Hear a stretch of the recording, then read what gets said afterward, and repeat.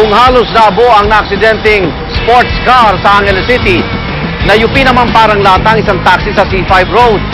Agad namang rumesponde ang emergency medical team ng Makati City. Pero may malaking aberya. Ang dugo ang driver na ipit at hindi maialis ng sasakyan. Na-receive namin yung call na mayroong vehicular accident and pinned down na tao doon sa sasakyan.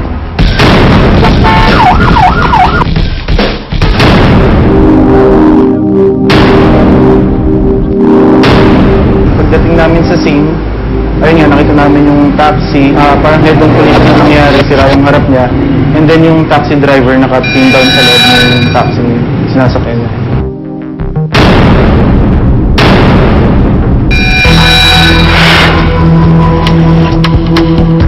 Pinanggahan na yung likod niya, eh. Ito nga, gulagalang sa yung ano dito.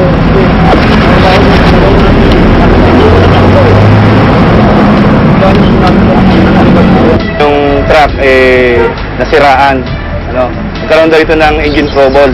Bali, dahil sa nasiraan siya, tumigil siya doon sa kalagitnaan ng C5.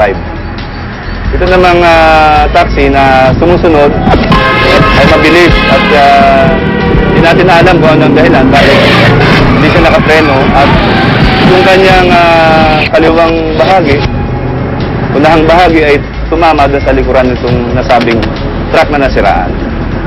Galing ko kami sa garahe, sa long run, tracking. Ayun, pa-deliver kami pa Maynila, yung product na yun sa URT.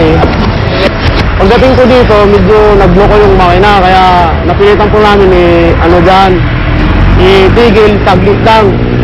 Yung pagkatigil po namin, biglang sumulpot po yung taxi niyan, napakatuli ng pakababa lang po namin, kasi sinyasan namin.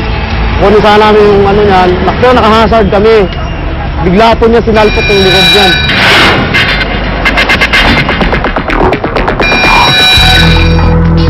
So yung aming spreader cutter na ginagamit, ito po yung pinakamadaling pantanggal sa naipit na tao sa loob ng sasakyan.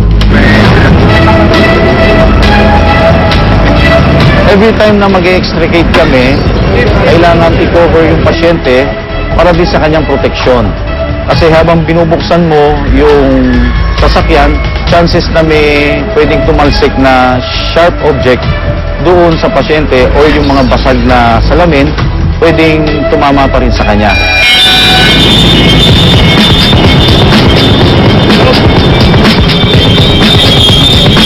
Dapat siyang ma-extricate kagad kasi yung impact na tumama sa kanya, yun na yung nagkaroon ng cause ng pagdurugo ng kanyang muka.